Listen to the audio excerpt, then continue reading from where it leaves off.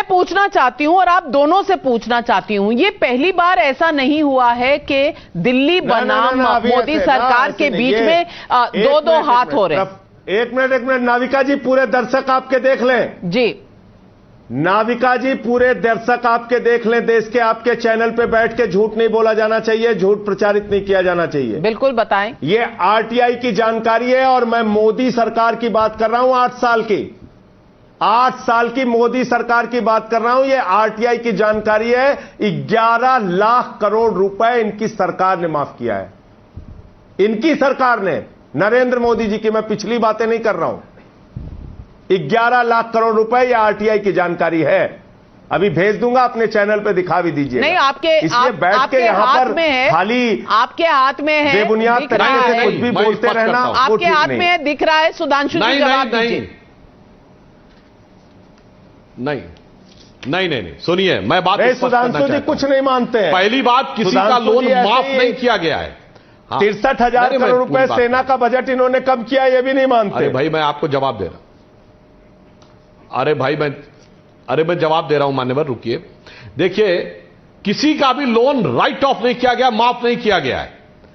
परिस्थिति यह है कि जब जिस कंपनी की जितनी हैसियत से उससे 10-10 गुना लोन दे दिया गया, तो आज रिकवरी की स्थिति नहीं थी। जिनकी संपत्तियां कुर्क करके रिकवरी की जा रही है और उन संपत्तियों के बियॉन्ड जो पैसा है उसको एक अलग हेड में डाल दिया जाता है कि अभी इसकी रिकवरी नहीं संभव है। उसमें माफ शब्द कहीं लिखा हो तो बता दीजिए कि इनको माफ कर दिया गया। और ऐसी बात बोलने लगते हैं संजय जी, जैसे आप कहते हैं कि हमारी सरकार आने से पहले जिन बड़े बड़े लोगों का नाम लेते हैं, ये अडानी तो लगता खोमचा लगाते थे कहीं करोल बाग में, या मोहल्ला क्लिनिक चलाते थे। हमारी सरकार आने के बाद अरबपति खरबपति हो गए।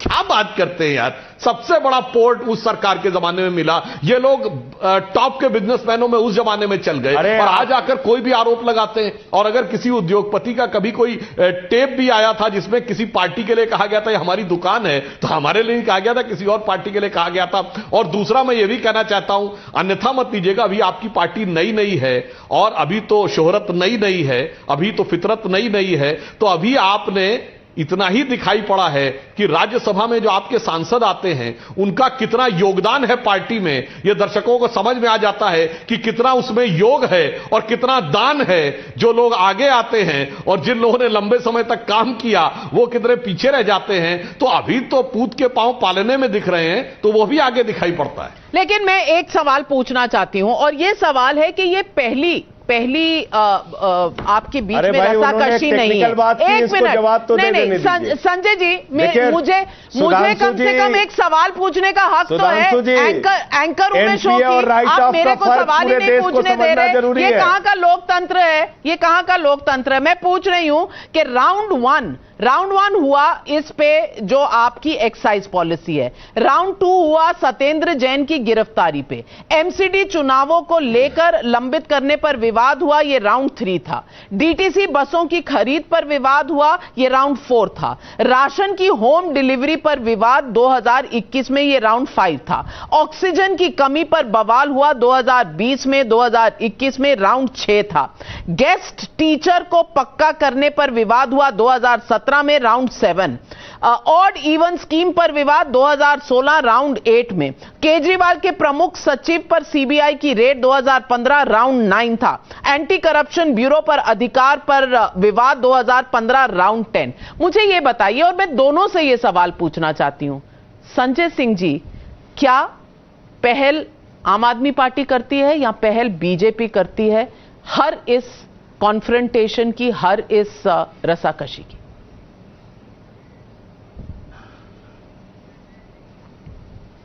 बहुत छोटे छोटे उदाहरण दूंगा आपको।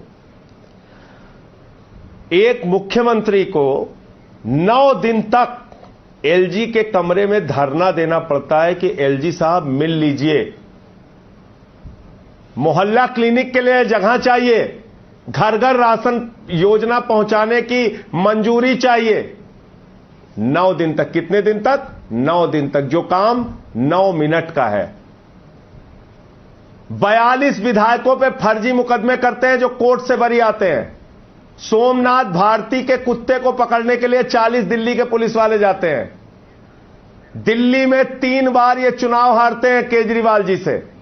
अभी चुनाव हारने की कहानी बता रहे थे ना, 3 बार भाजपा हारी दिल्ली में, और ये इनकार कर रहे हैं, लेकिन पंजाब में 10 साल सरकार में रहे अकाली दल के साथ, और वहां 54 जगहों पे इनकी जमानत जब्त हुई है। इसलिए कितनी आपने हमारी दिल्ली विधानसभा के अधिकार छीन लिए, आपने दिल्ली सरकार के लगातार अधिकार छीनने का काम किए। हर दिन मुकदमे, हर दिन एफआईआर, हर दिन जांच, हर दिन सीबीआई, ईडी, दिल्ली पुलिस, चैन से काम नहीं करने दिया। लेकिन इन विषम परिस्थितियों में, इतने संकट में भी, इतना प्रताड़ित करने के बावजूद अगर कोई शख्स चट्टान की तरह आपके सामने खड़ा है सीना तान के नरेंद्र मोदी जी के सामने, तो उसका नाम है अरविंद केजरीवाल, जिसने इन परिस्थितियों के बावजूद शिक्षा, स्वास्थ्य, बिजली, पानी, बुजुर्गों की तीर्थ यात्रा, पेंशन, इन सारी योजनाओं पे दिन रात काम किया, एक मॉडल प्रस्तुत किया। आप दिल्ली का चुनाव होने जा रहा है, घोषित होने जा रहा है, चुनाव आयोग जैसी संस्था को आप चिट्ठी भेज देते हैं, कहते हैं चुनाव नहीं होगा, अब यूनिफिकेशन होगा। मजाक बना रखा है आपने दिल्ली को। सुधांशु जी,